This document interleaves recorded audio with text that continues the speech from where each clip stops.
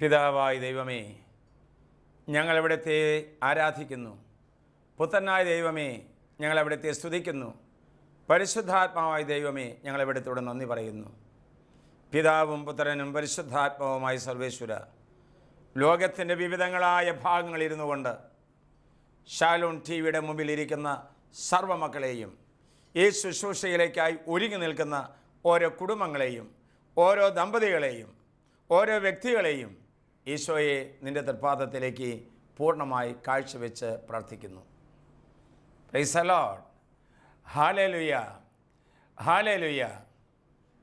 പ്രിയപ്പെട്ട മക്കളെ, ഇന്നത്തെ നമ്മുടെ ധ്യാനത്തിനും പരിചിന്തനത്തിനുമായി കർത്താവ് തന്നിരിക്കുന്ന വചനം എഫേസുസ്കാർക്ക് എഴുതിയ ലേഖനം 3-ാം അധ്യായം 16-ാം തിരുവാക്യം.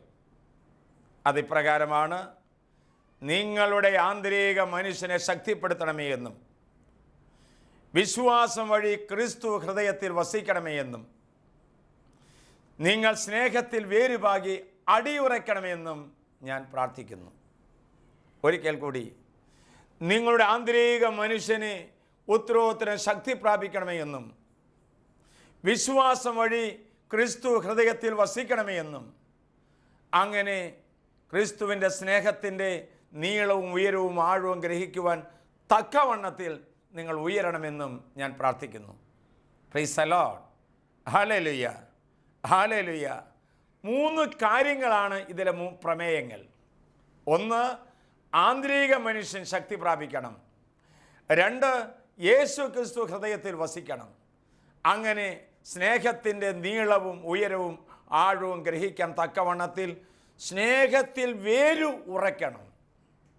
പ്രിയപ്പെട്ടവരെ, സ്നേഹം ഉന്നം വയ്ക്കാനും സ്നേഹം ലക്ഷ്യം വയ്ക്കാനും സ്നേഹത്തിൽ വ്യാപരിക്കാനുമായിട്ട് 2 കാര്യങ്ങൾ ചെയ്യണം. 1, ആന്തരിക മനുഷ്യൻ ശക്തി പ്രാപിക്കണം.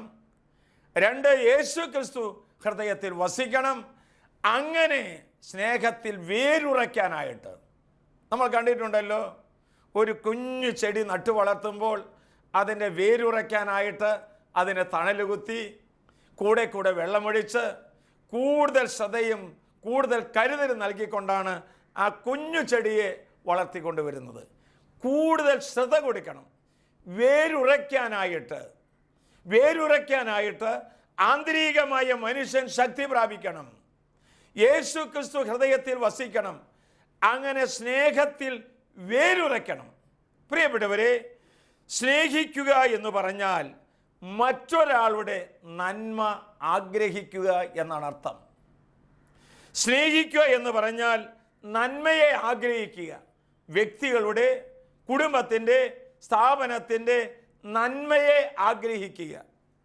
എത്രത്തോളം നന്മ ആഗ്രഹിക്കുന്നുണ്ടോ അത്രത്തോളമാണ് സ്നേഹം വളരുന്നത്, സ്നേഹം പുഷ്പിതമായി തീരുന്നത്, സ്നേഹം ഫലമണിയുന്നത്.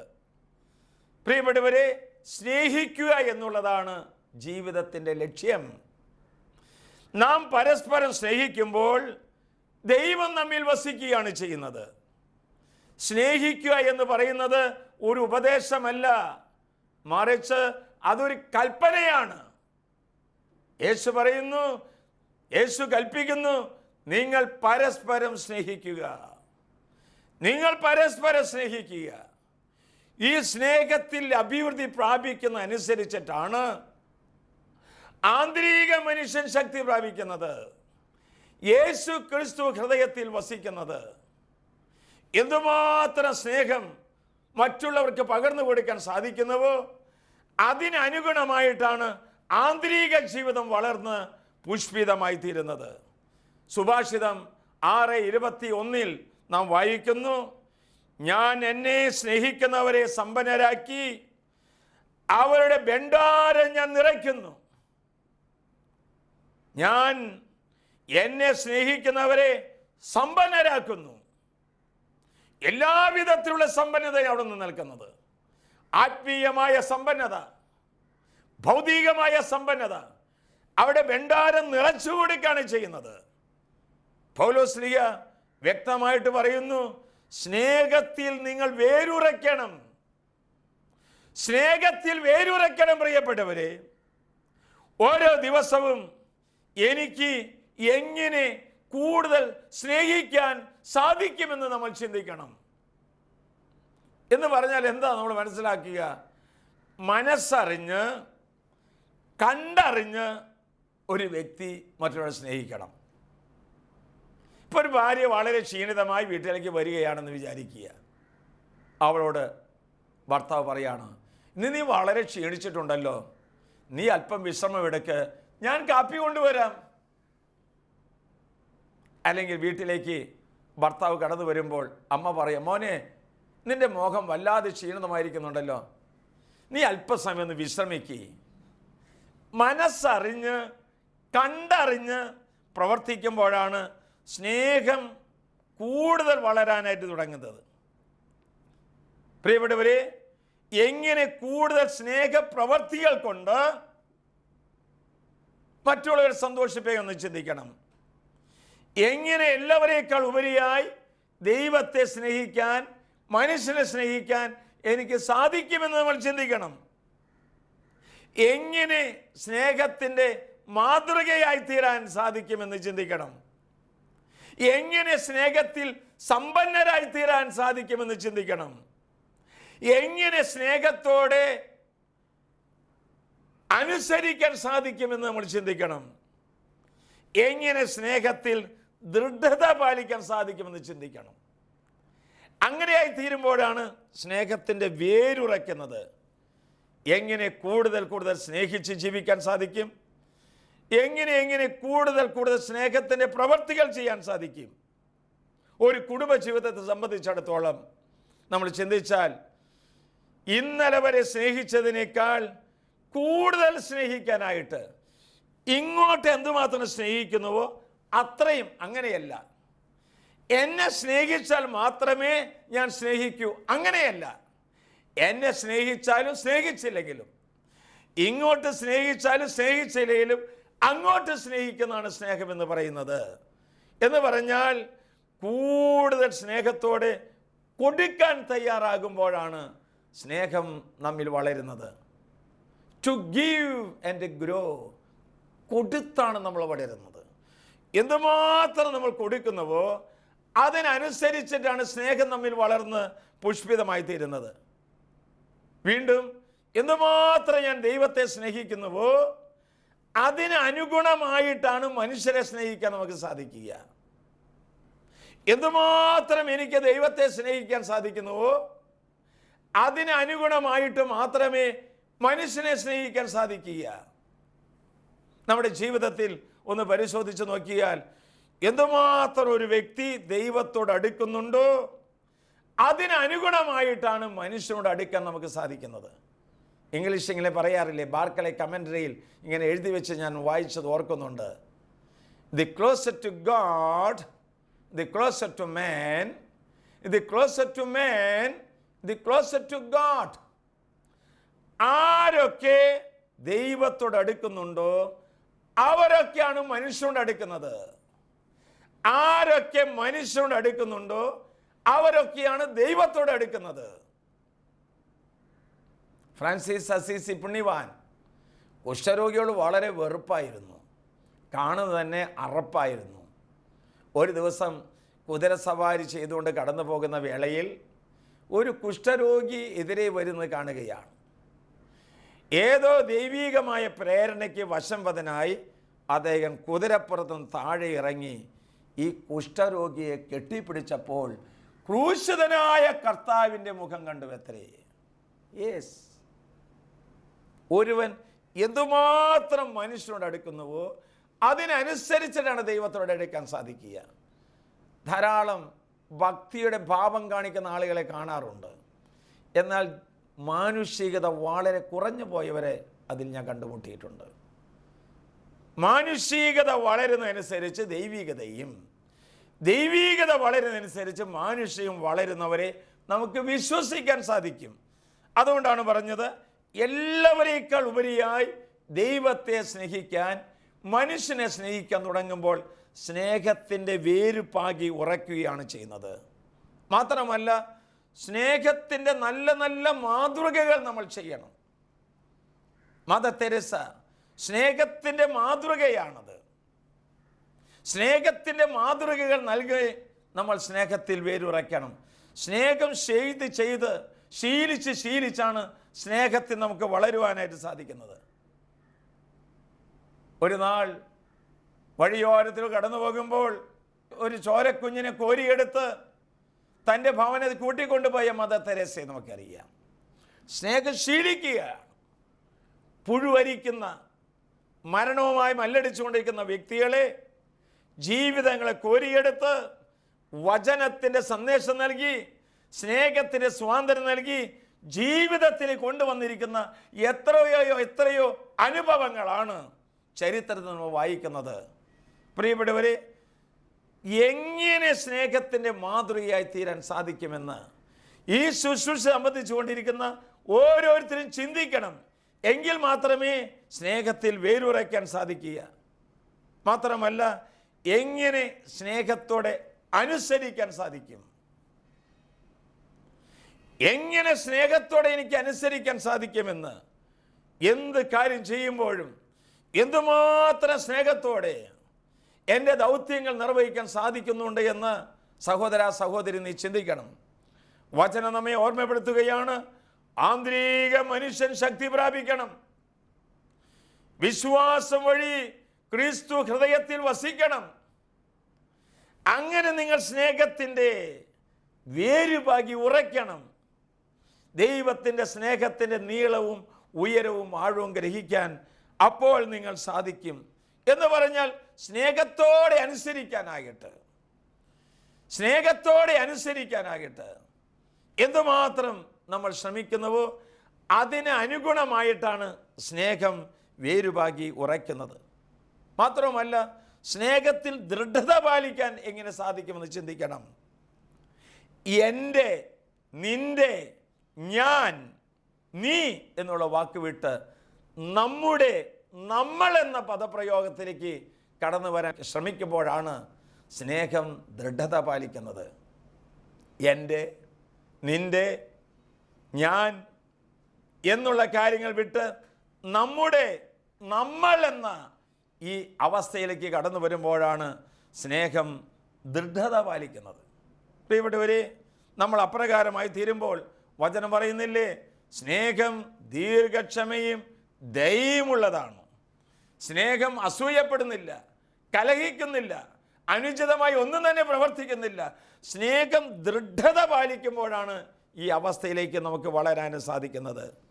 പ്രിയപ്പെട്ടവരെ, പരസ്പരം വഹിക്കുക, പരസ്പരം ശുശ്രൂഷിക്കുക, പരസ്പരം പങ്കുവയ്ക്കുക, പരസ്പരം സഹായിക്കുക, അപ്പോഴാണ് നമ്മുടെ സ്നേഹം ദൃഢത പാലിക്കുന്നത്. ഒരിക്കൽ കൂടി, പരസ്പരം വഹിക്കാനായിട്ട് നമുക്ക് സാധിക്കണം.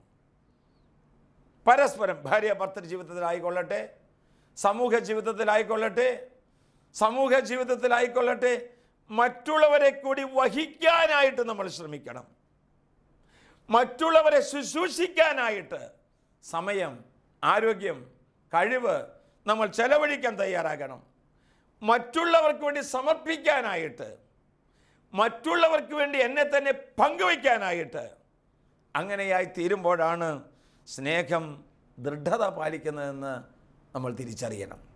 പ്രിയപ്പെട്ടവരെ, ഒന്ന് ശ്രദ്ധിക്കണേ. ഹൃദയം പണിമുടക്കിയാൽ ശരീരം മരിക്കും. സ്നേഹം പണിമുടക്കിയാൽ ഹൃദയം മരിക്കും. ഹൃദയത്തിലെ നിധിയാണ് സ്നേഹം. സാത്താൻ ആക്രമിക്കാൻ ആഗ്രഹിക്കുന്നത് ഹൃദയത്തെയാണ്. കാരണം എന്താണ്? നിധിയുടെ നിധിയായിരിക്കുന്ന സ്നേഹം ഹൃദയത്തിലാണ് ഒളിപ്പിച്ചു വെച്ചിരിക്കുന്നത്. ശ്രദ്ധിച്ചോ മക്കള്? ഹൃദയം പണിമുടക്കിയാൽ ശരീരം മരിക്കും. സ്നേഹം പണിമുടക്കിയാൽ ഹൃദയം മരിക്കും. ഹൃദയത്തിൻ്റെ നിധിയാണ് സ്നേഹമെന്ന് പറയുന്നത്. സാത്താൻ ആക്രമിക്കാൻ ആഗ്രഹിക്കുന്നത് ഹൃദയമാണ്. കാരണം ഹൃദയത്തിലാണ് ഏറ്റവും വലിയ നിധി ഒളിപ്പിച്ചു വെച്ചിരിക്കുന്നത്. അതുകൊണ്ടാണ് സ്നേഹത്തെ തട്ടിമറിക്കണം. ഒരു ഭാര്യ ഭർത്താവ് സന്തോഷമായി ജീവിച്ചാൽ ആ സ്നേഹം തകർക്കണം. രണ്ട് സുഹൃത്തുക്കൾ ആത്മാർത്ഥമായി സ്നേഹിച്ചു കഴിഞ്ഞാൽ ആ സ്നേഹം തകർക്കണം. രണ്ട് വ്യക്തികൾ തമ്മിൽ സംസാരിക്കുമ്പോൾ അതിനകത്ത് സംശയം കൊണ്ട് വിതയ്ക്കുന്നു, ആ സ്നേഹം തകർക്കണം. പ്രിയപ്പെട്ടവരെ, ഒരു കാര്യം നമ്മൾ മനസ്സിലാക്കുക. വഴക്കിടുമ്പോൾ വീട്ടിൽ നിന്ന് ഇറങ്ങിപ്പോകുന്ന ആരെങ്കിലും ഈ ശുശ്രൂഷ സംബന്ധിക്കുന്നുണ്ടെങ്കിൽ അത് സ്നേഹം തെറ്റിപ്പോകുന്നൊരു കാര്യമാണ്. നീ വഴക്കിടുമ്പോൾ കുടുംബത്തിൽ നിന്ന് ഇറങ്ങിപ്പോകുന്നു, ഇനി തിരിച്ചു വരുമെന്ന് എങ്ങനെ അറിയാം? എന്തെങ്കിലും അപകടം പറ്റുമെന്ന് നിനക്കറിയുമോ? വഴക്കിടുമ്പോൾ ക്രൂരമായ വാക്കുകൾ പറയുന്നവർ ആരെങ്കിലും ഈ ശുശ്രൂഷ സംബന്ധിക്കുന്നുണ്ടായിരിക്കുക. ഒരു തല്ലിനേക്കാൾ വളരെ ഭയാനകമാണ് ആ ക്രൂരമായ വാക്കുകൾ. ഹൃദയത്തിൽ നിന്ന് മാഞ്ഞു പോകുകയില്ല പ്രിയപ്പെട്ടവരെ. വഴക്കിടുമ്പോൾ ഒരു പക്ഷേ താലിമാല വലിച്ചെറിയുന്നവർ ഉണ്ടായിരിക്കുക. വഴക്കിടുമ്പോൾ ഒരിക്കലും ക്ഷമിക്കാത്ത ചില ഓർമ്മകളാണ് ഇപ്രകാരമുള്ള അവസ്ഥയിലൂടെ ഭാര്യാഭർത്തൃ ജീവിതത്തിനുണ്ടായിത്തീരുന്നത്. സുഹൃത്തുക്കളുടെ ജീവിതത്തിലായാലും ഇങ്ങനെ തന്നെയാണ്. പരസ്പരം വഴക്കിടുമ്പോൾ അടിപിടി കൂടി തെറ്റിപ്പിരിയുന്ന എത്രയോ സുഹൃത്തുക്കളെ ഞാൻ കണ്ടിട്ടുണ്ട്. വഴക്കിടുമ്പോൾ ക്രൂരമായ വാക്കുകൾ പറഞ്ഞ് ഒരിക്കലും അടുക്കാൻ പറ്റാത്ത വണ്ണത്തിൽ പിരിഞ്ഞു പോകുന്ന സൗഹൃദങ്ങൾ ഇത് കേട്ടുകൊണ്ടിരിക്കുന്നവരിലും ഇല്ലേ പ്രിയപ്പെട്ടവരെ? വഴക്കിടുമ്പോൾ പല സംഗതികളും തല്ലിയുടയ്ക്കുന്നു. TV വലിച്ചെറിയുന്നു, മൊബൈൽ ഫോൺ വലിച്ചെറിയുന്നു, ഭക്ഷണം വലിച്ചെറിയുന്നു. ഇതിൻ്റെ വേദന, ഇതിൻ്റെ ആഘാതം ഹൃദയത്തിലും കുടുംബത്തിലും എന്തുമാത്രമാണ് ഉണ്ടാക്കി തീർക്കുന്നത്? സ്നേഹം ദൃഢത പാലിക്കാത്തതുകൊണ്ടാണ് ഇപ്രകാരം ചെയ്യുന്നത്. വലിയ ഒരു നോബൽ സമ്മാനം മദർ തെരേസ ഏറ്റുവാങ്ങിയതിന് ശേഷം പുറത്തിറങ്ങിയപ്പോൾ അതിലെ പ്രഗത്ഭരായ ആളുകൾ ചോദിച്ചു, മദർ, ഞങ്ങൾ എന്നും ഓർമ്മിച്ചിരിക്കാൻ അമ്മയ്ക്ക് എന്ത് സന്ദേശമാണ് നൽകാനായിട്ടുള്ളത്? മദർ തെരേസ പറഞ്ഞു, എന്നും നിങ്ങൾ പുഞ്ചിരിക്കുക. 2, നിങ്ങളുടെ കുടുംബത്തിലെ ഓരോരുത്തർക്ക് വേണ്ടി കുറച്ച് സമയം മാറ്റിവെക്കുക. എന്നും ഓർമ്മിച്ചിരിക്കാനായിട്ട് 2 സന്ദേശമാണ് സെപ്റ്റംബർ 4-ാം തീയതി വിശുദ്ധയായി തീർന്ന മദർ തെരേസ ആ കൂടിയിരുന്ന എലൈറ്റ് ഗ്രൂപ്പിനോട് പറഞ്ഞത്. എന്നും നിങ്ങൾ പുഞ്ചിരിക്കുക. To smile means I love you. To smile means I respect you. To smile means I make your life happy. ഇതാണ് പുഞ്ചിരി. പുഞ്ചിരിക്കുക എന്ന് പറഞ്ഞു കഴിഞ്ഞാൽ സ്നേഹം നിറയുമ്പോഴാണ് പുഞ്ചിരി നമ്മുടെ ഹൃദയത്തിൽ നിറയുന്നത്, മുഖത്ത് വിരിയുന്നത്. I love you. I respect you. ഞാൻ നിന്നെ ബഹുമാനിക്കുന്നു. അനുചിതമായി ഞാൻ ഒന്നും പെരുമാറുകയില്ല. I respect you, your life. നിൻ്റെ ജീവിതത്തെ ഞാൻ ബഹുമാനിക്കുന്നു. നിൻ്റെ പ്രൊഫഷനെ ഞാൻ ബഹുമാനിക്കുന്നു. നിൻ്റെ ശുശ്രൂഷയെ ഞാൻ ബഹുമാനിക്കുന്നു. അപ്പോഴാണ് പുഞ്ചിരി ഉണ്ടാകുക. മാത്രമല്ല, നിൻ്റെ ജീവിതത്തെ ഞാൻ സൗഭാഗ്യപ്രദമാക്കി മാറ്റാം. നിൻ്റെ ജീവിതത്തെ ഞാൻ സന്തോഷപ്രദമാക്കി മാറ്റാം. അതല്ലേ ആരംഭത്തിൽ പറഞ്ഞത്? സ്നേഹിക്കുക എന്ന് പറഞ്ഞാൽ മറ്റുള്ളവരുടെ നന്മ ആഗ്രഹിക്കുക, നന്മ മാത്രം ആഗ്രഹിക്കുക. അപ്പോഴാണ് വിശുദ്ധമായ സ്നേഹം നമ്മുടെ ജീവിതത്തിൽ ഉണ്ടായിത്തീരുന്നത്. വിശുദ്ധ പൗലോസ്ലീഹ നമ്മോട് പറയുന്നു, ദൈവത്തിൻ്റെ സ്നേഹത്തിൽ നിന്ന് ആർക്ക് എന്നെ വേർപെടുത്താൻ സാധിക്കും? ദൈവ സ്നേഹത്തിൽ നിന്ന് ആർക്ക് എന്നെ വേർപെടുത്താനായിട്ട് സാധിക്കും? ആപത്തോ നഗ്നതയോ പട്ടിണിയോ വാളോ ഒരു ശക്തിക്കും യേശുവിൻ്റെ സ്നേഹത്തിൽ നിന്ന് എന്നെ വേർപെടുത്താൻ സാധ്യമല്ല. എന്നെ വേർപെടുത്താൻ സാധ്യമല്ല. ഇത് കേട്ടുകൊണ്ടിരിക്കുമ്പോൾ തന്നെ ഈ വചനത്തിന് അഭിഷേകം എല്ലാവരിലേക്കും കടന്നു ചെല്ലട്ടെ എന്ന് ഞാൻ പ്രാർത്ഥിക്കുകയാണ്. വിശുദ്ധ പൗലോസ്ലീഹ സഭയെ പീഡിപ്പിച്ചിരുന്ന സാവൂൾ പൗലോസായി മാറിയതിനു ശേഷം പൗലോസ്ലീഹ എഴുതുകയാണ്, ദൈവത്തിൻ്റെ സ്നേഹത്തിൽ നിന്ന് ഒരു ശക്തിക്ക് പോലും എന്നെ വേർപെടുത്തുവാൻ സാധ്യമല്ല. സ്നേഹത്തിൽ വേരുപാകണം, വേരുറയ്ക്കണം. വിശുദ്ധ പാതുരപ്പിയുടെ ജീവചരിത്രം കുറേ പേരെങ്കിലും വായിച്ചിട്ടുണ്ടാകാം. പഞ്ചക്ഷതധാരിയാണ്. അതിൻ്റെ പേരിൽ തന്നെ മാനസികമായി വളരെയധികം പീഡകൾ സഹിക്കേണ്ടി വന്നിട്ടുണ്ട്. തെറ്റിദ്ധാരണകൾ ഉണ്ടായിട്ടുണ്ട്, സംശയിക്കപ്പെട്ടിട്ടുണ്ട്, പരിഹസിക്കപ്പെട്ടിട്ടുണ്ട്.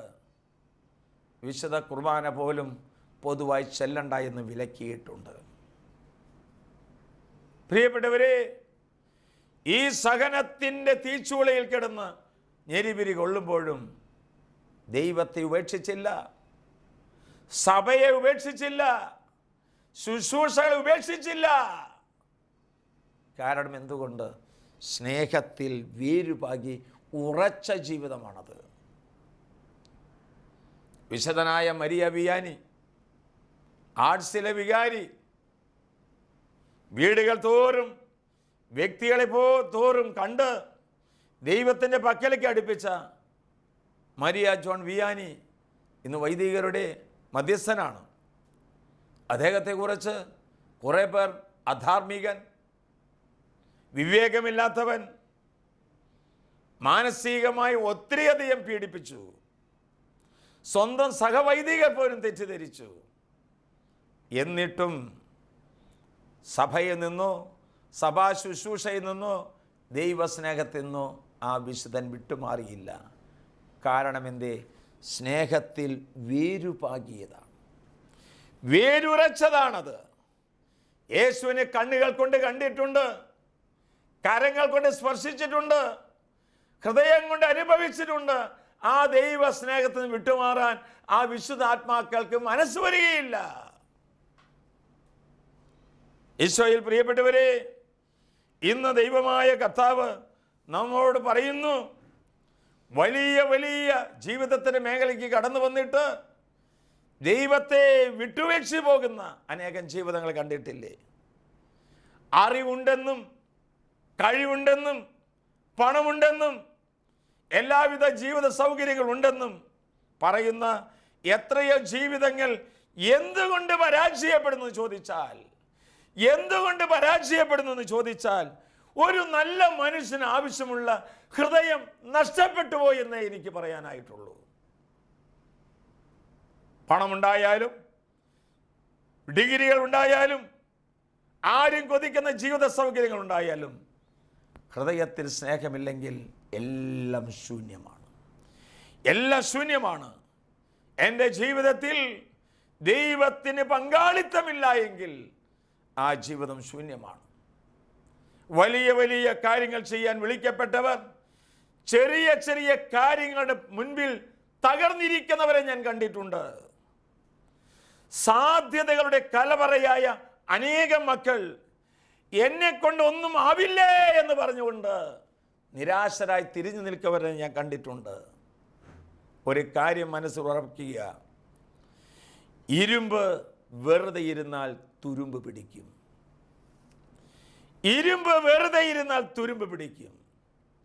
നമ്മുടെ ജീവിതം തേഞ്ഞ് അനേകം മക്കൾക്ക് അനുഗ്രഹമായി മാറട്ടെ. ദൈവത്തിൻ്റെ വചനം ഒരിക്കൽ കൂടി, ആന്തരിക മനുഷ്യൻ ഉത്തരോത്തരം ശക്തി പ്രാപിക്കണം. വിശ്വാസം വഴി ക്രിസ്തു ഹൃദയത്തിൽ വസിക്കണം. അങ്ങനെ സ്നേഹത്തിൻ്റെ നീളവും ഉയരവും ആഴവും ഗ്രഹിക്കാൻ സ്നേഹത്തിൽ നീ വേരുവാകണം. നമുക്ക് കണ്ണുകൾ അടയ്ക്കാം. കർത്താവായ ഈശോയെ, ഓരോ ദിവസവും എങ്ങനെ കൂടുതൽ സ്നേഹിക്കണം, എങ്ങനെ കൂടുതൽ സ്നേഹപ്രവർത്തികൾ ചെയ്യണം, എങ്ങനെ സ്നേഹത്തിൻ്റെ മാതൃകയാകണം, എങ്ങനെ സ്നേഹത്തിൽ ദൃഢത പാലിക്കണമെന്ന് ദൈവത്തിൻ്റെ ആത്മാവേ, പരിശുദ്ധാത്മാവേ, ഞങ്ങളുടെ ഹൃദയത്തിൽ എഴുതി തരണമേ. ശാലോം മിഷൻ്റെ മുമ്പിൽ ഇരുന്നു കൊണ്ട് പ്രാർത്ഥനയുടെ വചനം ശ്രവിച്ച ഈ മക്കളുടെ ഹൃദയത്തിൽ കർത്താവേ, പൗലോസിയുടെ ലേഖനം എഫേസ്യർക്കാർക്ക് എഴുതിയ ലേഖനം 3:16 ഹൃദയത്തിൽ എഴുതി പതിപ്പിച്ചു കൊടുക്കണമേ. ഈ വചനത്തിൻ്റെ അഭിഷേകം ഇത് കേട്ടുകൊണ്ടിരുന്ന സർവ്വ മക്കളിലേക്ക് നീ കൊടുക്കണമേ. അങ്ങനെ ദൈവത്തിന് പ്രീതികരമായൊരു ജീവിതം നയിക്കാൻ, മനുഷ്യർക്ക് പ്രീതികരമായ ജീവിതം നയിക്കാൻ എനിക്കും ഈ ശുശ്രൂഷ സംബന്ധിച്ചുകൊണ്ടിരുന്ന ലക്ഷോപലക്ഷ ദൈവമക്കൾക്കും ഇടവരട്ടെ എന്ന് പ്രാർത്ഥിക്കുന്നു, ആശംസിക്കുന്നു, അനുഗ്രഹിക്കുന്നു. ആമേൻ.